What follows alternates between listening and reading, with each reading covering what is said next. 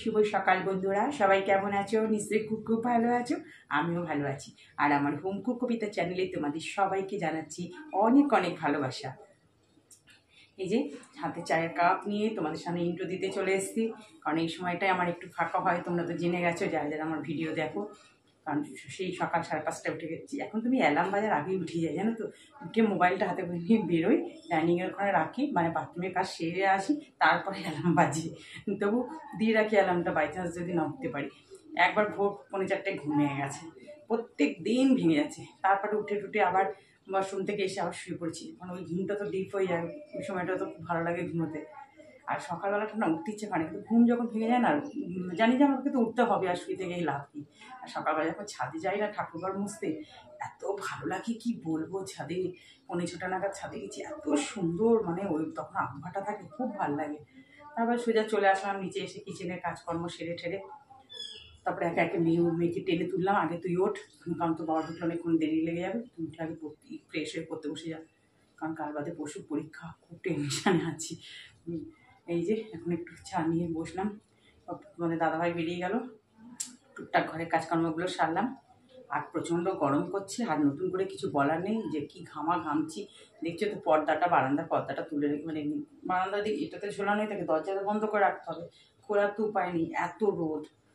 একদম সন্ধ্যেবেলা খোলা হবে। তাহলে তোমরা সঙ্গে থাকো, দেখতে থাকো। দেখো রান্না বসিয়ে দিলাম, একদিকে ভাত বসিয়ে দিয়েছি, একদিকে কড়াতে তেল দিয়ে কালো জিরে ফোড়ন দিয়ে আলু দিয়ে দিলাম, ছোটো ছোটো করে আলু। বুঝতেই পারছো কী করব, পোস্ত করব, অল্প করেই করব পোস্ত, কারণ পোস্তটা আজকে দুভাগে করব।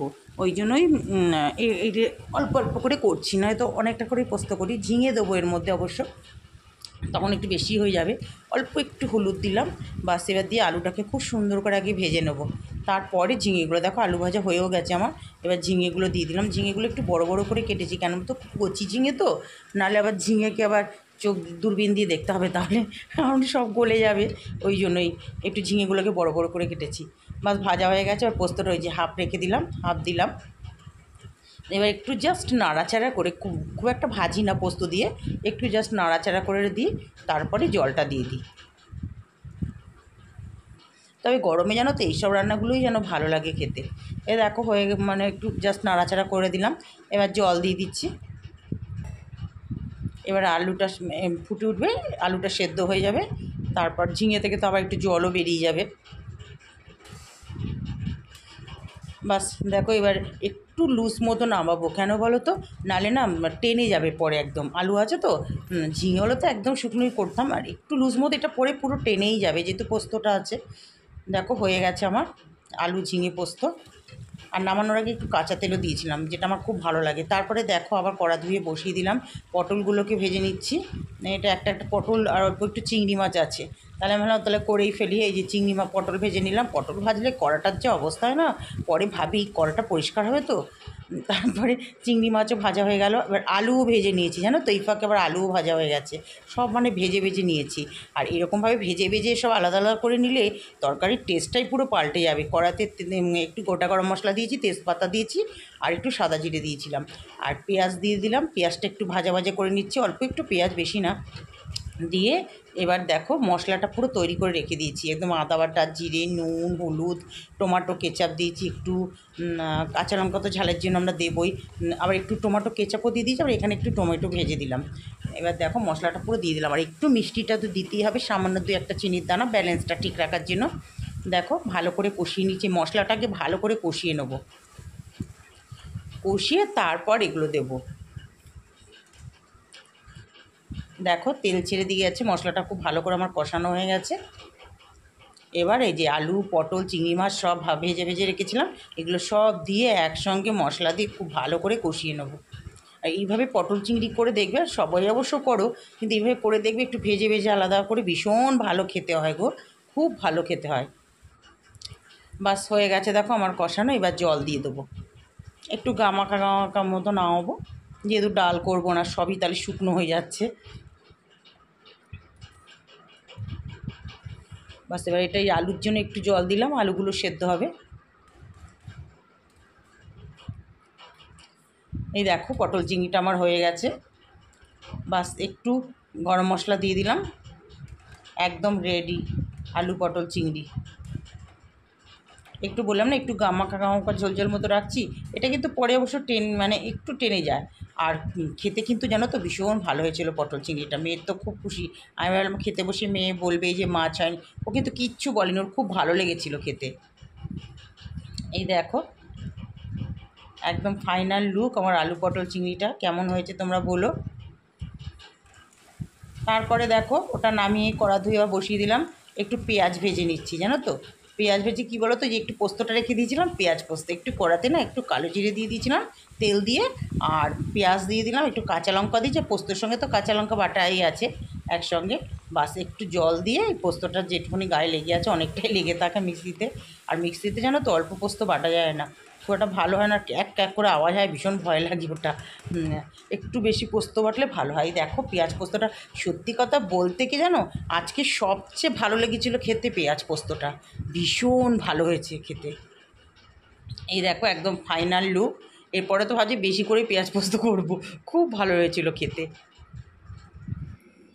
দেখো রান্না হয়ে গেল, গ্যাস টাস মোছা হয়ে গেল, তারপরে বেসিন টেসিন পরিষ্কার, বাসন টাসন শুকিয়ে গেছে। সকাল সকাল তাড়াতাড়ি রান্নাটা সেরে নিলাম, এখনও টিফিন করিনি না, একে দিয়ে দিয়েছি, আমি করিনি, ভালো লাগছে না, গরমে ভীষণ শরীরটা খারাপ করছে। দেখি একটু হালকা পালকা কিছু খেয়ে নিই। পুজো দেওয়া হয়ে গেল। এই দেখো বন্ধুরা, পুজো আজকে তো একটু তাড়াতাড়ি তো পুজো হয়েছে, একটু শুয়েছিলাম, এত গরমে আর ভালো লাগছে না খেতে আসতে, তারপর ভাবলাম না খেতে যাই, 2 বাজে। এই যে পেঁয়াজ পোস্ত, আজকে 2 রকম পোস্ত, পেঁয়াজ পোস্ত করেছি একটু, আর ঝিঙে আলু দিয়ে পোস্ত, মেয়ে এসে আগে পাখাটা চালিয়ে দিয়েছে।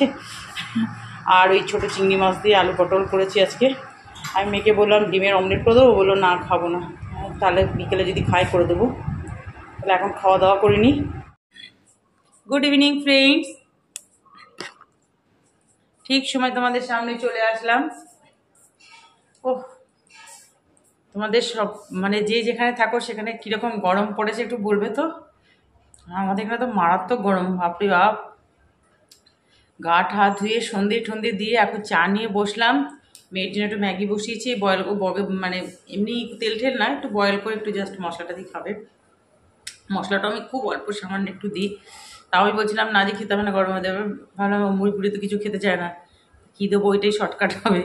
আমি এখন চাটা খেয়ে সোজা ছাদে যাবো, এখন একটু হালকা মানে একটু হাওয়া দিচ্ছে, এই যে পর্দাটা নড়ছে, ছাদের গাছে জল দিতে যেতে হবে। আর প্রচণ্ড গরম, প্রচণ্ড, মানে আজকে সেই দুপুর 2টো থেকে মানে এতক্ষণ পর্যন্ত বেডরুমটার মধ্যেই ছিলাম।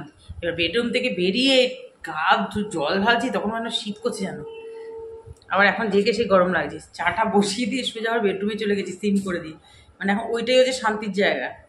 এবার হাসাহাসি করছি, আজকে রিডিং নিতে এসেছিলো, আমাদের নিচে রিডিংটা আছে, আমি গেটটা খুলে রেখেই এসেছিলাম চাবি এসে, ও মানে বুঝতে পারিনি, চলে গিয়ে যাক, এখন আবার অনেক সিস্টেম হয়ে গেছে, মেসেজ পাঠিয়েছে তোমাদের দাদাভাই ফোনে যে এরকম গিয়েছিলাম কিন্তু সুযোগ হয়নি মানে দেখার, আবার লিঙ্ক পাঠিয়েছে, তো আমি নিচে দেখে এসেছিলাম কত হয়েছে। আমি তাই বলছি এর আগের মাসে একটা হিউজ বিল দিয়েছি, এই মাসে একটা হিউজ বিল দিতে হবে, কী করবো বলো তো এত গরমে।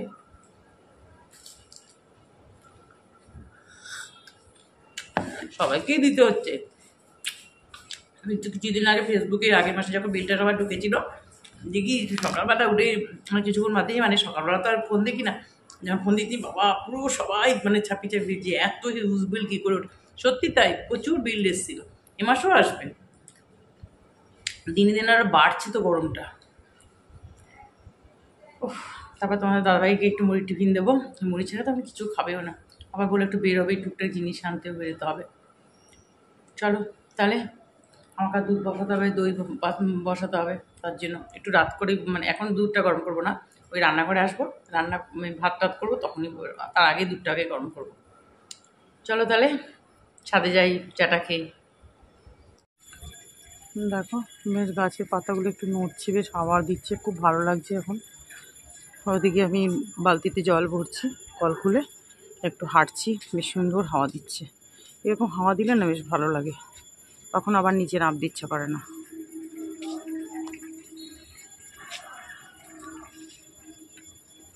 চলো তাহলে একটু হেঁটে নিই। বন্ধুরা, এই যে বেডরুমে চলে এসেছি। খুব কষ্ট হচ্ছে, দেখো না হাতের মধ্যে কীরকম হয়ে গেছে, দেখো র্যাশ মতো বেরিয়েছে জানো তো। এখন সারা হাত বসে বসে পাউডার দিলাম, দেখতে পাচ্ছ ছাপছে এরকম। আর এইখানটাতে একটা স্পট কালো, এই যে রান্নাঘরে স্লিপ কেটে পড়ে গেছি। আর রান্নাঘরে তো জুতো ছাড়া মানে কাজ করতে পারি না, কতবার যে স্লিপ কেটে যায়। ওই হাতে থেকে তো একটু জল টলগুলো পড়ে। চলে আসলাম। আর তো আজকে বলছি যে কালকে তো তোমার দাদাকে বলছে রোববার হলে কি হবে, সেই আমাকে সকাল সকাল উঠতে হবে, সেই মেয়ে পড়তে যেতে হবে কালকে একটু, আবার সেই সকালে টিফিন সবই আছে, কিছুই বাদ নেই। ভালো লাগছে না ভীষণ, মানে এই মাত্র বলছিলাম যে একটু বৃষ্টি বৃষ্টি না হলে না প্রত্যেকটা মানুষের খুব কষ্ট হচ্ছে, খুব কষ্ট হচ্ছে। আরে ভাত কি বলো তো খেতে হয়, জাস্ট একটু খেতে হয়, খেয়ে তাড়াতাড়ি করে ঘর বেডরুমে চলে আসা। এই তোমার দাদাভাই রয়েছে এখানে, মেয়েও রয়েছে ওইখানে কাজ করছে। তাহলে আজকে ভিডিওটা এই পর্যন্ত। সবাই ভালো থেকো, সুস্থ থেকো। তোমাদের সাথে আবার দেখা হবে নেক্সট একটা ভিডিওতে। Tata, good night.